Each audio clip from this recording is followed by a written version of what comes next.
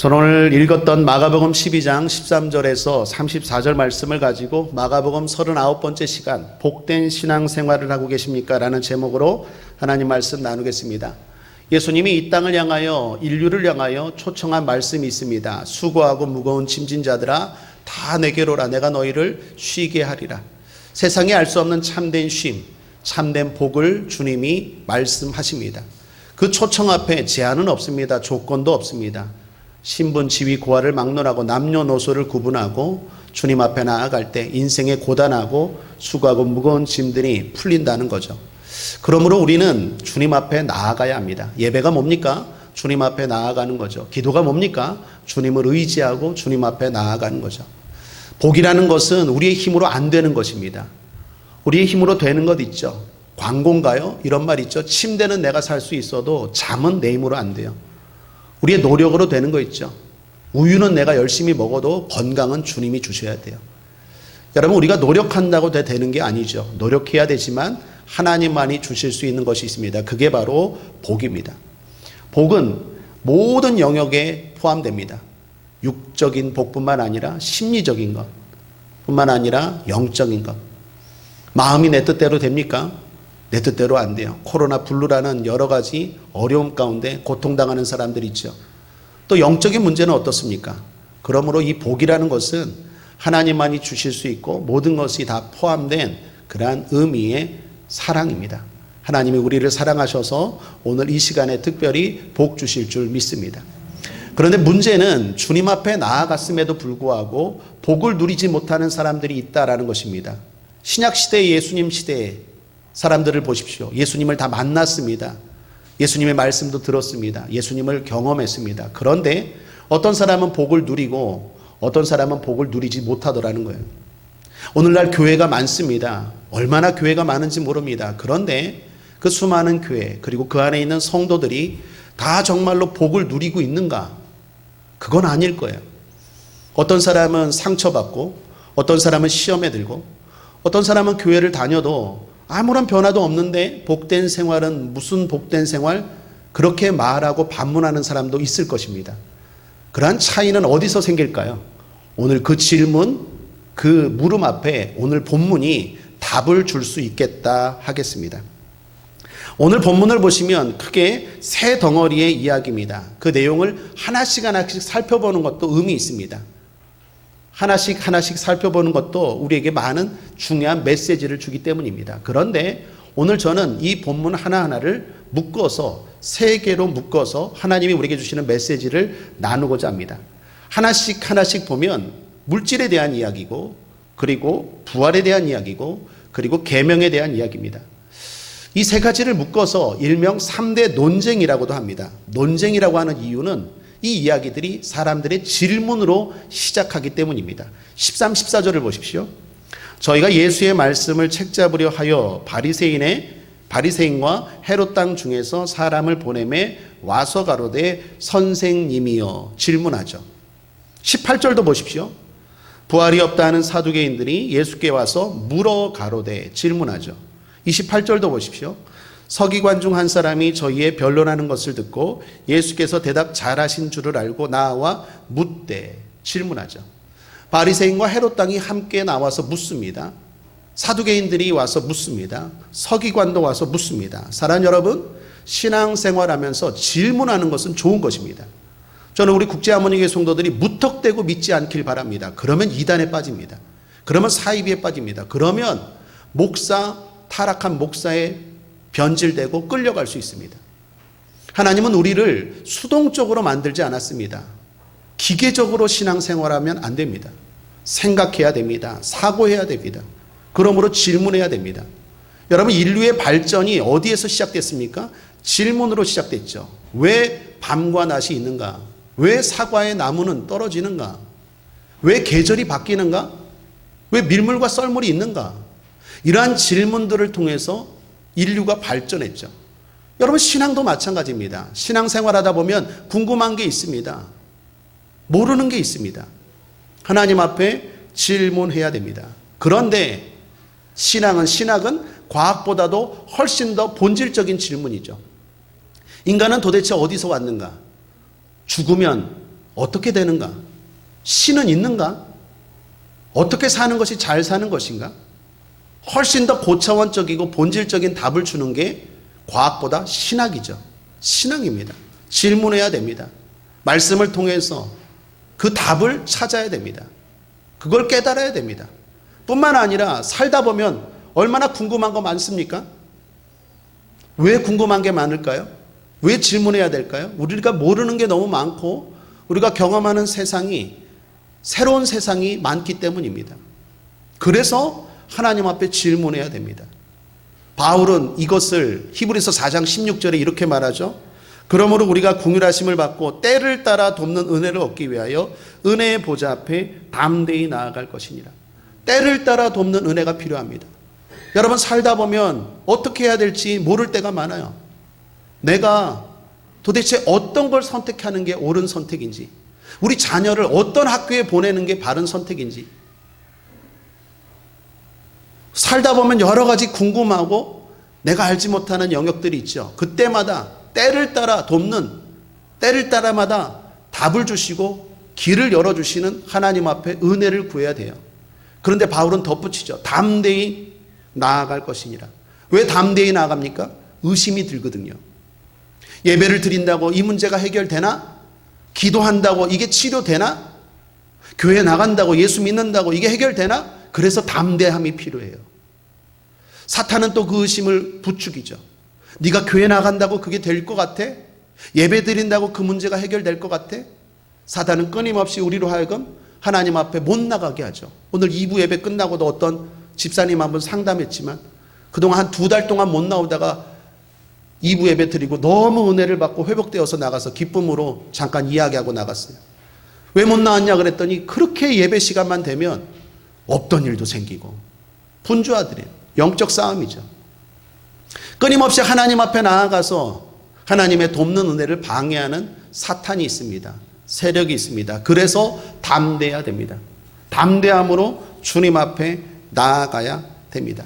그러므로 사랑하는 여러분, 오늘 이 시간도 담대함으로 나오신 여러분, 특별히 담대한 믿음을 가지고 주님 앞에 기도함으로 말미암아 여러분이 알지 못하는 것, 그리고 어떻게 해야 될지 궁금한 것, 하나님 앞에 답을 얻고 복을 받는 이 시간 되기를 주님의 이름으로 축원합니다. 자, 그런데 중요한 건 서두에 말한 것처럼 나온다고 다 복된 신앙생활을 누리는 건 아니에요. 왜 차이가 날까요? 그게 바로 오늘 본문에서 자세에 달려있다라는 것입니다. 오늘 본문에 보면 세 부류의 사람들이 예수님께 나옵니다. 질문합니다. 좋은 거죠? 나오는 건 좋은 겁니다. 질문하는 건 좋은 겁니다. 그런데 자세를 잘 보셔야 돼요. 하나씩 보죠. 먼저 바리새인과 헤롯 당이 함께 예수님께 나와 질문합니다. 14절입니다. 함께 한번 읽어볼까요? 시작. 와서 가로되 선생님이여 우리가 아노니 당신은 참되시고 아무라도 꺼리는 일이 없으시니 이는 사람을 외모로 보지 않고 오직 참음으로써 하나님의 도를 가르치심이니이다. 가이사에게 세를 바치는 것이 가하니까 불가하니까. 먼저 이들의 모습을 보면 주님을 엄청 치켜 세웁니다. 막 붕 띄워요. 주님은 참되시고 아무라도 꺼리는 일이 없고 사람을 외모로 보지 않고 오직 참된 하나님의 도를 가르치시는 분입니다. 서론이 길어요. 뭔가 이상해요. 사기꾼들 사람 속일 때 뭔가 붕 띄우죠. 이 사람들도 뭔가 꿍꿍이 속이 있는 것 같아요. 질문의 요지는 뒤에 있어요. 14절 하반절에 가이사에게 세를 바치는 것이 가하니까 불가하니까. 예수님을 붕 띄우고 나서 던진 질문이 이거입니다. 여러분, 이 질문은요 아주 교묘하고 아주 악한 질문이에요. 당시에 이스라엘은요 로마의 인두세라는 걸 냈습니다. 그것은 이스라엘이 로마의 속국이다라는 걸 보여주는 표시였어요. 그러니 당연히 이스라엘 사람들에게는 그 세금이 반발심이 컸어요. 왜 이 세금을 내야 되느냐? 저항이 컸어요. 그러한 배경 하에서 지금 질문하는 거예요. 여러분, 만약에 예수님이 세금을 내라라고 하면 이스라엘 사람들의 적이 되는 거예요. 아니, 왜 세금을 내라고 합니까? 당신은 이스라엘 사람 아닙니까? 어떻게 저 로마에 세금을 내라고 합니까? 예수님의 인기, 예수님의 평판이 하루아침에 떨어져요. 반대로 세금을 내지 마라라고 하면 로마법에 걸리는 거예요. 그러니까 이건 이렇게 답해도 문제고 저렇게 답해도 문제예요. 이 예수님이 어떻게 반응하십니까? 어떻게 답변하십니까? 15절 하반절입니다. 함께 읽죠. 시작. 예수께서 그 외식함을 아시고 이르시되 어째 나를 시험하느냐? 데나리온 하나를 가져다가 내게 보이라 하시니. 일단 예수님이 그들의 의도를 아세요. 마가는 외식이라고 썼는데 마태복음에 보면 악함이라고 보이고 누가복음은 간계라고 말합니다.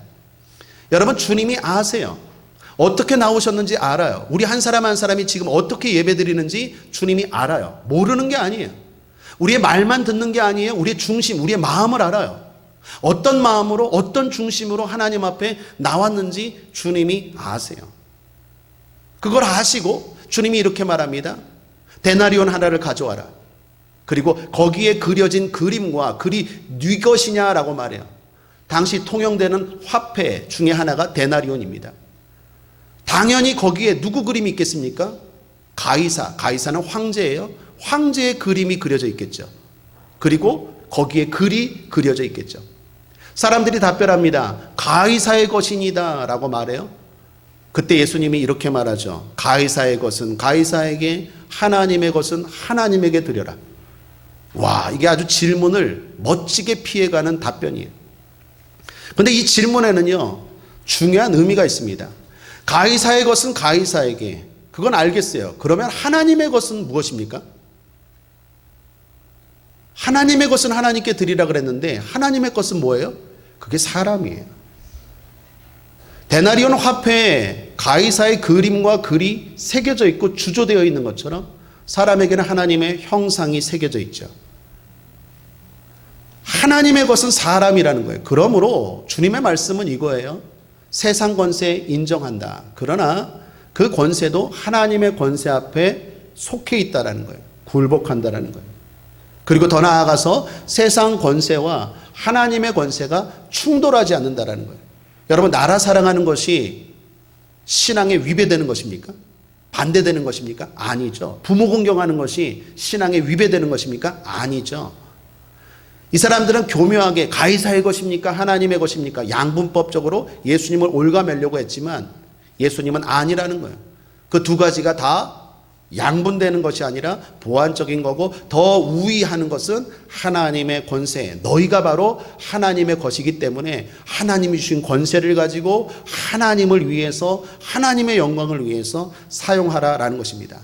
문제는 이 사람들의 태도입니다. 이 사람들의 질문입니다. 태도가 어떻습니까? 질문이 어떻습니까? 어떤 마음으로 나왔습니까? 책 잡으려고 나왔대요. 신앙생활을 해도 주님 앞에 순수한 마음이 아니라 책 잡으려고 악한 마음으로 악한 일에 하나 되는 일이 있어요. 여기 잘 보시면 바리새인과 헤롯 당이 함께 나왔대요. 이것 자체가 이상해요. 원래 바리새인과 헤롯 당은 하나 될 수 없는 사람들이에요. 세금 내는 문제만 해도 바리새인이라는 사람들은 생각해 보십시오. 세금 내지 말라는 사람, 민족주의자예요. 헤롯 당은 어떨까요? 정치적이에요. 친로마적이에요. 그러니까 세금을 내라는 쪽이에요. 물과 기름과 같은 존재인데 악한 일에 하나가 됐어요. 예수님을 잡으려고 하는, 책 잡으려고 하는 일에 하나가 되었다라는 거예요. 평소에는 친하지도 않아요. 평소에는 친분도 없어요. 그런데 누구를 흠잡고 누구를 끌어내기 위해서는 또 하나가 되는 일들이 얼마나 많은지 몰라요. 그렇게 신앙생활하면 복이 없다라는 거예요. 그렇게 주님 앞에 나오면 복을 받지 못한다는 거예요. 사랑하는 여러분, 주님 앞에 나와 복 받는 우리 모두 되길 바랍니다. 우리 국제하모니교 성도님들처럼 선한 마음으로 하나가 돼야 돼요. 선한 일에 함께 해야 돼요. 남을 무너뜨리고 남을 헐뜯고 남을 꺾는 그러한 악한 일에는 귀도 기울이지 말고 참여하지도 말아야 돼요. 지혜의 책 잠언 14장 22절은 말합니다. 악을 도모하는 자는 그릇 가는 것이 아니냐, 선을 도모하는 자에게는 인자와 진리가 있으리라. 우리 국제하모니교의 모든 성도들에게 주시는 말씀인 줄 믿습니다. 선한 마음으로 예배드리고 선한 마음으로 주님 앞에 날마다 나올 수 있게 되기를 바랍니다. 그러한 일에 하나가 됩시다. 아멘. 두 번째, 사두개인들이 예수님께 나와 질문하죠. 이렇게 질문합니다. 23절 함께 읽죠. 시작. 7사람이 다 그를 아내로 취하였으니 부활을 당하여 저희가 살아날 때에 그 중에 네 아내가 되리이까. 먼저 사두개인들은요, 제사장들과 사내들인 회원들로 구성된 귀족 공동체입니다. 한마디로 귀족 땅입니다. 이 사람들은요, 세상적인 힘도 있고 종교적인 힘도 있어요. 그러니까 권세가 있는 사람들입니다. 여러분, 권세가 있는 사람들, 힘 있는 사람들의 특징이 뭐죠? 현세적이에요. 내세에 관심이 없어요. 천당 가기 힘든 사람들이 분당이라고 하죠. 왜 분당에 살면 천당을 가기 힘들까요? 여기가 천당인데 뭐 아멘? 아멘 하면 안 되죠. 내세에 관심이 없어요. 오늘 내가 돈이 있고 오늘 내가 땅이 있고 내가 이렇게 잘 사는데 뭐 부활, 천국 관심 없어요. 신앙생활을 해요. 해도 뭐에 관심이 있어요? 오직 내 현세만 관심이 있어요. 그러다 보니까 성경을 읽어도 대단히 편협적이에요. 편식이에요.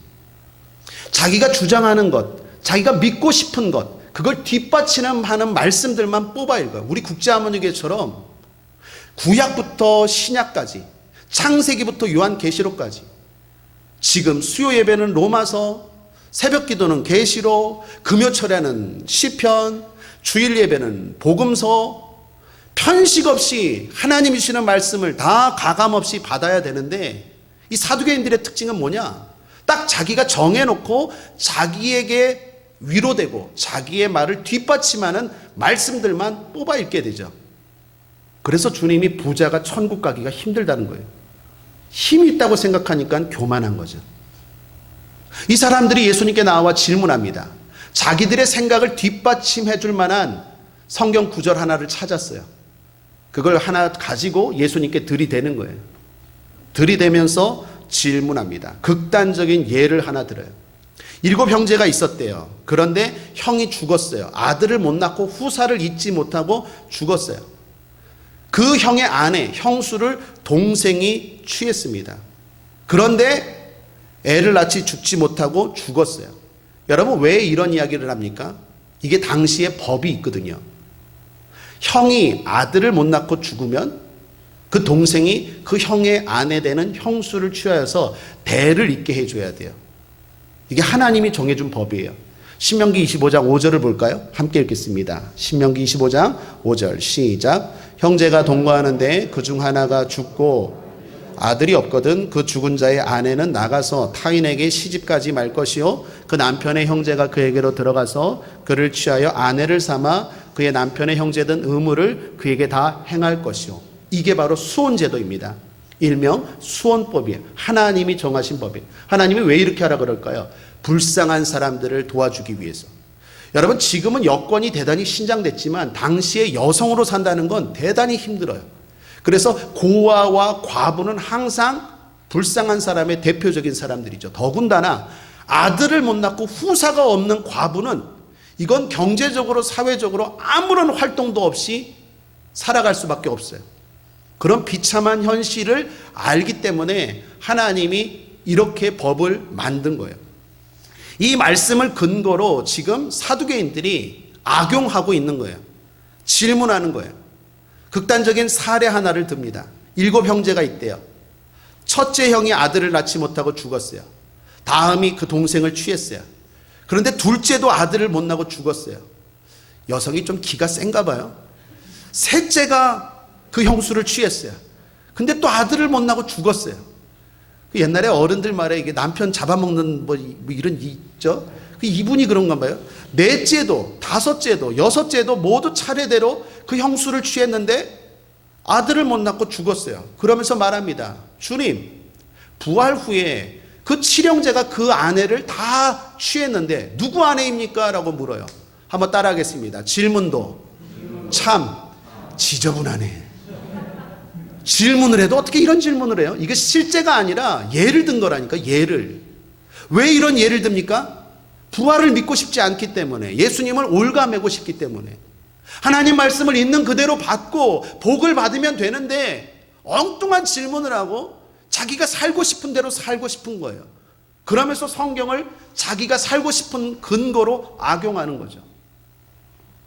순수하게 받아들이지 않아요. 이런 그들에게 주님이 뭐라고 답하십니까? 24절입니다. 예수께서 가라사대 너희가 성경도 하나님의 능력도 알지 못함으로 오해함이 아니냐. 이거 두 가지를 말해요. 여러분, 이건 역으로 말하면 우리가 신앙생활 잘하려면 성경을 알아야 되고 하나님의 능력도 알아야 된다는 거예요. 성경을 믿으면 부활을 알 수 있다는 거예요. 사랑하는 여러분, 성경을 믿으십니까? 아멘. 성경 시작이 어떻게 됩니까? 하나님이 태초에 천지를 창조하시니라. 창조의 하나님을 믿으면 뭘 못 믿겠어요? 창조의 하나님을 믿는데 흑암 혼돈 공허에서 말씀으로 무질서를 질서 있게 흑암을 빛으로 공허를 채우신 그 하나님을 믿는데 뭘 못 믿냐고요. 성경을 믿지 못하니까 부활도 못 믿는 거예요. 창조신앙은 반드시 부활신앙으로 이어져요. 성경을 몰라요. 성경 곳곳은 부활을 말합니다. 부활이 있습니다. 사랑하는 여러분, 부활이 있다는 건 믿고 부활을 준비하며 소망하며 살아가게 되기를 주님의 이름으로 축복합니다. 히브리서 9장 27절 한 번 죽는 것은 사람에게 정하신 것이요 그 후에는 부활, 심판이 있습니다. 그런데 부활의 성격이 달라요. 요한복음 5장 29절에 선한 일을 행한 자는 생명의 부활로 악한 일을 행한 자는 심판의 부활로 나리라. 부활은 똑같지만 성격, 모습은 달라요. 그럼 어떤 부활? 복된 부활입니까? 예수 안에서 예수 믿고 부활, 죽고 부활하는 거예요. 고린도전서 15장 22절 아담 안에서 모든 사람이 죽은 것 같이 그리스도 안에서 모든 사람이 삶을 얻으리라. 그러므로 신앙생활하면서도 부활을 바라지 않는다면 어리석고 안타까운 일입니다. 바울이 이렇게 말하죠. 고린도전서 15장 19절 함께 읽겠습니다. 시작. 만일 그리스도 안에서 우리의 바라는 것이 다만 이 생뿐이면 모든 사람 가운데 우리가 더욱 불쌍한 자리라. 이들은 성경을 읽지만 성경을 믿지 않는 사람들이에요. 교회를 다니지만 말씀을 믿지 않는 사람들이에요.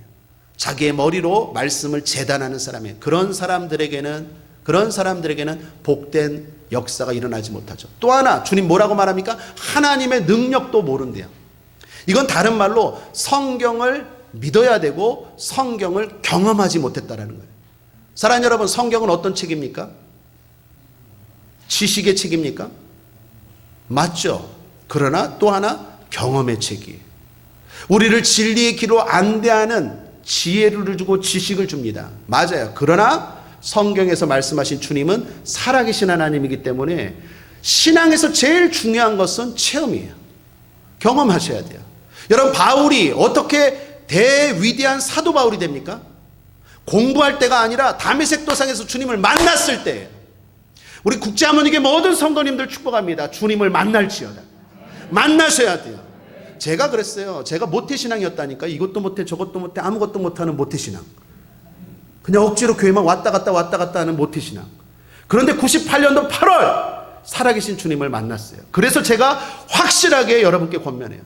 만나셔야 돼요. 백문이 불여일견 만나셔야 돼요. 하나님 살아계세요. 성경을 경험하셔야 돼요. 도를 깨닫는 게 아니라 이 말씀을 하신 그 주님이 지금도 살아계세요. 불경을 말했던 석가모니는 죽었어요.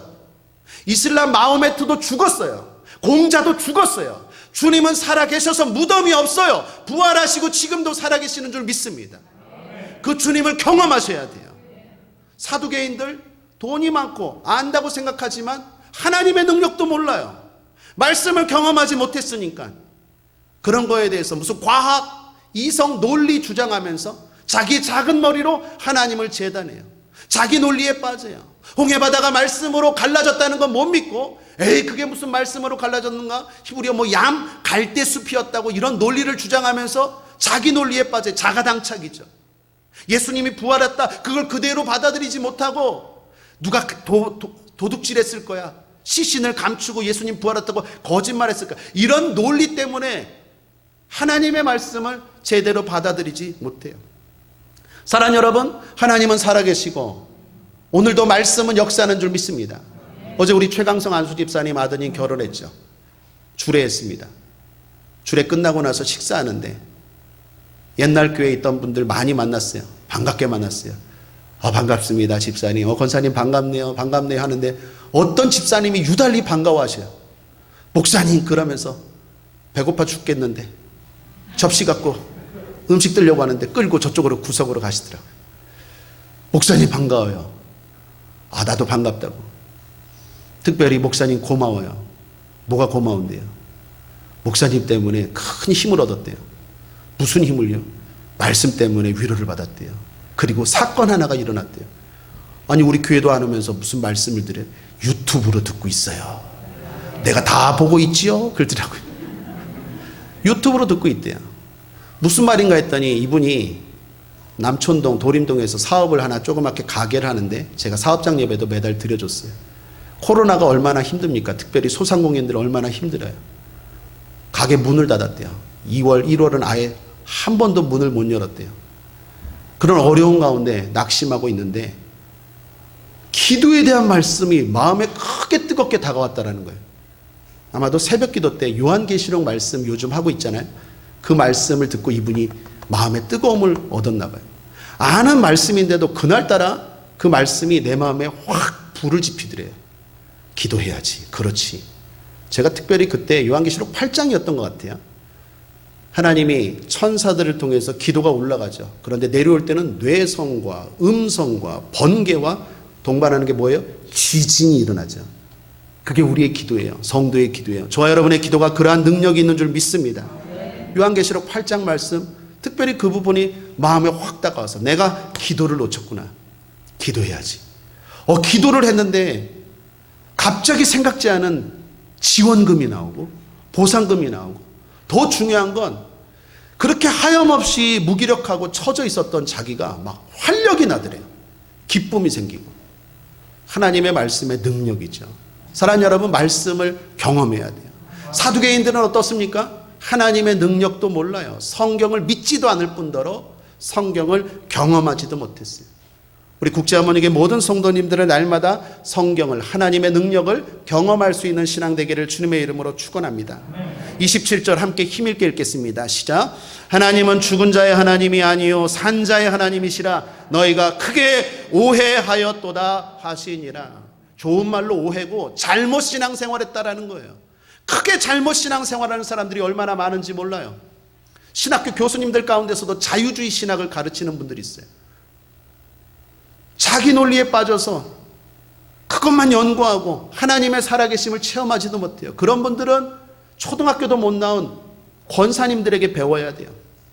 사랑하는 여러분, 하나님은 살아계시고 그리고 하나님의 능력은 지금도 역사하는 줄 믿습니다. 그런 의미에서 축복합니다. 여러분의 수고하고 무거운 짐이 오늘 이 시간 해결될지어다. 기도가 응답될지어다. 저주가 끊어질지어다. 문제가 해결될지어다. 질병이 치료될지어다. 그런 믿음을 가지고 하나님 앞에 나와 예배하는 이 시간 되기를 바랍니다. 마지막 세 번째, 한 서기관이 예수님께 나와 질문합니다. 28절입니다. 서기관 중 한 사람이 저희의 변론하는 것을 듣고 예수께서 대답 잘하신 줄을 알고 나와 묻되 모든 계명 중에 첫째가 무엇이니까? 서기관은 글을 옮겨 적는 자라는 뜻입니다. 복사기가 없던 시절에 성경을 필사하던 사람들이 서기관이에요. 그런데 나중에는 여러분 생각해 보세요. 필사하다 보면 지식까지 생긴 거예요. 성경을 자꾸 필사하다 보니까 성경에 대한 해석의 능력도 생긴 거예요. 그래서 이 사람들을 성경에서는 율법사, 교법사 또는 랍비 아시죠? 랍비라고 불리운 사람들이 이 서기관들이에요. 이 서기관 중에 한 사람이 예수님께 질문합니다. 그런데 일단 질문이 좋아요. 왜 좋습니까? 의도가 좋기 때문이에요. 태도가 좋기 때문이에요. 정말로 예수님의 대답을 듣고 싶어 했어요. 정말로 순수하게 가장 궁금한 것을 질문해요. 태도가 좋아요. 주님 앞에 나오는 의도가 좋아요. 변화되고 싶은 마음으로, 어린아이와 같은 마음으로 주님 앞에 나와요. 그리고 질문 내용도 좋아요. 질문이 앞에 그런 질문처럼 지저분하지가 않아요. 질문이 정말 질문다워요. 뭘 질문합니까? 첫째 계명이 무엇입니까? 이거 중요한 거거든요. 신앙생활하면서 어떻게 신앙생활하는 것이 하나님이 기뻐하는 신앙생활입니까? 이거 물어요. 쓸데없이 에덴 동산이 어디 있어요? 노아의 방주는 어디에 있죠? 이런 것 때문에 시간 낭비하지 않아요. 옛날에 중세시대 때 침 위에 천사가 몇 명이나 올라갑니까? 이것 때문에 한참 논쟁이 됐던 중세 기독교 역사가 있어요. 그런 엉뚱한 거에 시간 낭비하지 않아요. 질문을 해도 질문다운 질문을 해요. 하나님은 어떻게 내가 신앙생활할 때 어떤 계명을 가장 중요하게 여깁니까? 벌써 질문의 태도도 좋고 내용도 좋아요. 예수님이 기쁘게 대답하십니다. 하나님을 사랑하라. 그리고 이웃을 내 몸과 같이 사랑하라. 여기 사랑의 세 대상이 나와요. 하나님, 이웃, 자기 자신, 내 몸. 여러분, 사랑은요 다 통하는 거예요. 하나님을 사랑한다 하는 사람이 자기 자신을 사랑하지 않는다, 거짓말이라는 거예요. 하나님을 사랑한다 하는 사람이 이웃을 사랑하지 않는다, 거짓말이에요. 역으로 말하면 여러분이 지금 하나님을 사랑하는 걸 어떻게 할 수 있습니까? 여러분 자신을 사랑하고 있으면 하나님 사랑해요. 하나님을 사랑하는 사람이 막 살지 않아요. 허랑방탕하게 살지 않아요. 자기 몸을 막 해하지 않아요. 자기를 사랑해요. 하나님을 사랑하는 사람이 어떻게 해요? 이웃을 사랑해요. 내가 이웃을 사랑하고 나 자신을 사랑하고 있다면 여러분 하나님을 사랑한다는 거예요. 사랑에 대한 말씀을 하세요. 그랬더니 서기관이 어떻게 말합니까? 32절에 서기관이 가로되 선생님이여 옳소이다. 여러분 대화에 기쁨이 있어요. 올바른 신앙생활의 태도에 기쁨이 있어요. 행복이 있어요. 서기관도 기쁘고 대답하는 예수님도 기뻐요. 신앙생활에 이러한 기쁨이 있게 되기를 바랍니다. 질문하는 우리도 기쁘고 대답하는 주님도 기뻐요. 엉뚱한 것 때문에 시간 낭비하지 않아요. 엉뚱한 것 때문에 세월 낭비하지 않아요. 기쁘게 질문하고 기쁘게 대답하고 신앙생활이 행복해요. 예배가 즐거워요. 찬양이 즐거워요. 기쁨이 넘쳐요. 그런 행복한 대화, 그런 행복한 교제 가운데 예수님이 결정타를 날리세요. 34절입니다. 함께 읽죠. 시작. 예수께서 그 지혜 있게 대답함을 보시고 이르시되 내가 하나님의 나라에 멀지 않도다. 앞에 두 부류의 사람들과 전혀 다른 주님의 말씀, 평가가 임해요. 아주 긍정적인 대답이에요. 우리가 배워야 될 복된 신앙생활의 모습인 줄 믿습니다. 서기관들처럼 주님 앞에 나아가야 돼요. 바리새인과 헤롯 당처럼 누굴 헐뜯기 위해서, 누굴 무너뜨리기 위해서 신앙생활하는 게 아닙니다. 낭비하면 안 돼요. 사두개인들처럼 딱 자기만의 영역을 세우고 변화되지 않으려고 나는 여기까지, 마치 힘 있고 권세 있는 자들이 교만한 것처럼 그렇게 주님 앞에 나오면 안 돼요. 서기관처럼, 어린아이처럼, 변화되려고 하는 마음처럼 진짜 배우고 싶고 알고 싶은 마음으로 주님 앞에 나아갈 때 거긴 기쁨이 있고 하나님의 칭찬과 인정이 있는 줄 믿습니다. 그 사람이 하나님의 나라에 가까워요. 그 사람이 천국 백성이에요. 그 사람이 이 땅에서도 하나님의 능력을 경험하고 살아가는 사람들인 줄 믿습니다. 저와 여러분이 그렇게 신앙생활하게 되길 바랍니다. 오늘 본문에 두 부류의 사람들이 나와요. 각각에 보면 세 사람이지만 크게는 두 부류예요. 바리새인과 헤롯 당, 사두개인들, 그리고 서기관이에요. 여러분 오늘 이 말씀의 이야기는 어떤 상황입니까? 예수님이 지금 오늘 우리처럼 종료주일, 내일부터 고난주간이 시작되는데 십자가를 향하여 걸어가고 계세요. 아주 긴박하고 중요한 시간이에요. 그런데 그렇게 중요하고 긴박한 시간에 쓸데없는 것 때문에 질문하고 쓸데없는 일에 시간 낭비하고 있어요. 얼마나 안타까운 일입니까? 여러분 우리는 어떻습니까? 여러분의 시간은 얼마나 소중합니까? 얼마나 귀합니까? 그런 귀한 시간을 내어서 하나님 앞에 나오고 신앙생활하는데 엉뚱한 것 때문에 시간 낭비하고 엉뚱한 것 때문에 시험 들어요. 시험 들지 마십시오. 낭비하지 마십시오. 복받기도 지금 부족한 시간에, 이 귀한 시간에 이 바리새인과 헤롯 당, 사두개인들처럼 자기의 교만, 자존심 또는 책 잡으려고 하는 악한 의도 때문에 시간을 낭비하고 있다라는 것입니다. 서기관들처럼 우리는 복받고 복받게 되기를 주님의 이름으로 축원합니다. 이야기 하나 하고 말씀을 정리하죠. 1980년대로 기록합니다. 태영호 외교관, 지금은 우리나라 국회의원이 된 북한의 외교관, 탈북했죠. 그래서 우리나라에 와서 국회의원을 하죠. 그분의 간증 가운데 들은 이야기입니다. 1980년대에 북한의 김일성이 남한의 교회와 목사님들을 이용하기 위해서 북한 평양 근처에 교회 하나를 세우죠. 그 교회가 봉수교회입니다. 교회는 세웠는데 교인이 있어야 되잖아요. 교인을 누구로 할까? 그래서 그들 말로 성분 좋다는 게 뭐예요? 공산주의로 철저하게 무장된 평양의 간부들, 부인들 200명을 선정해서 대대로 공산주의 가문, 절대로 안 변화되는 그러한 힘있고 권력 있는 그러한 간부 부인들 200명을 선정해서 내일부터 교회 나가 정한 거예요. 얼마나 할렐루야예요. 할렐루야 아닙니까? 그런데 이 사람들은 죽을 맛인 거예요. 교회를 안 나가봤으니 교회를 나가라니까 이게 미치겠는 거예요. 그래서 주일만 되면 200명의 간부 부인들이 꾀를 내는 거예요.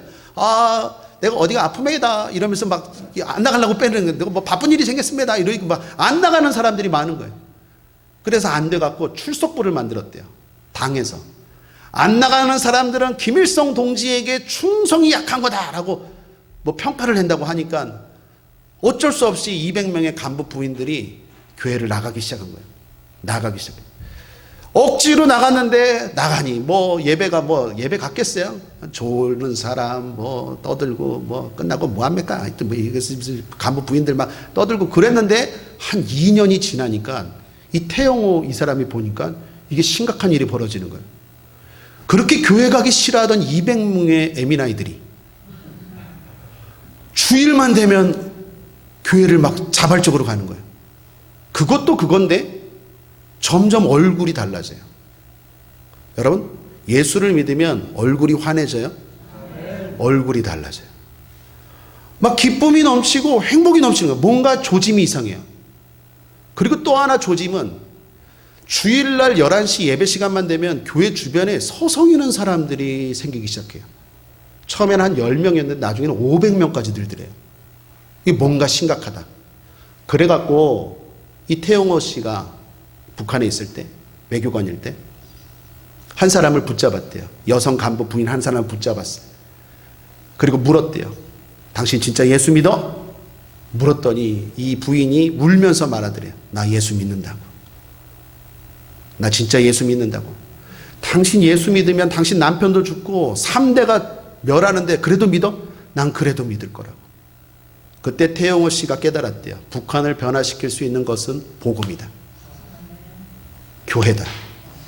근데 그렇게 울면서 말한 여인이 처음에 그렇게 교회를 핑계대고 안 갈렸던 그 사람. 그리고 평양에서 가장 힘센 간부 부인이었대요. 사랑하는 여러분, 제가 이 이야기를 드리는 건 우리의 신앙생활이 처음부터 복받을 만한 자세가 안 될 수도 있어요. 그러나 좋아지고 있는 줄 믿습니다. 때로는 교회 나가기 싫어요. 사람 보기 싫고 사람 때문에 시험도 들어. 그럼에도 불구하고 계속해서 나가다 보면 점점 바뀌는 거예요. 복은 경험해야 돼요. 경험하면 그 어떤 것과도 바꿀 수 없어요. 그 어떤 사탄의 유혹도 물리치고 이길 수 있어요. 그러므로 결론의 결론입니다. 복 받으십시오. 하나님의 능력을 경험하십시오. 영혼이 잘된 같이 범사가 형통하고 강건하게 하시는 좋으신 하나님을 만나게 되기를 주님의 이름으로 축원합니다. 말씀을 정리합니다. 복된 신앙생활을 하고 계십니까? 라는 제목으로 하나님 말씀 나누었습니다. 주님 앞에 나와야 합니다. 주님 앞에 나와도 바른 자세와 태도로 나와야 합니다. 귀한 시간을 질문 없이 또는 헛된 질문으로 낭비하지 말아야 합니다. 또한 주님이 아니라 사람에 집중하여서 시험 들어 낭비하지 말아야 합니다.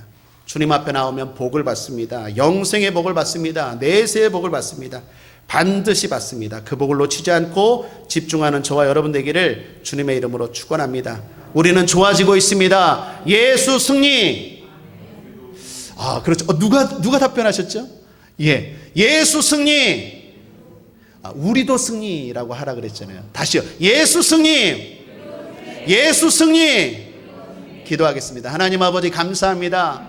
날마다 주님 앞에 나와 복받는 기쁨의 신앙생활 되게 하여 주옵소서. 바리새인 헤롯 당 사두개인들처럼 나오지 않고 이 서기관처럼 주님 앞에 나왔사오니 주여 복 내려 주시옵소서. 어떤 어려움도 이기고 담대하게 주님 앞에 나왔사오니 들으면 점점 변화될 줄 믿습니다. 복 내려 주시고 참된 복을 경험하게 하여 주시옵소서. 오늘 이 시간 기도합니다. 믿음으로 기도합니다. 주님 응답하시고 또한 축복하여 주시옵소서. 감사드리며 예수님의 이름으로 축복하고 기도했습니다. 아멘.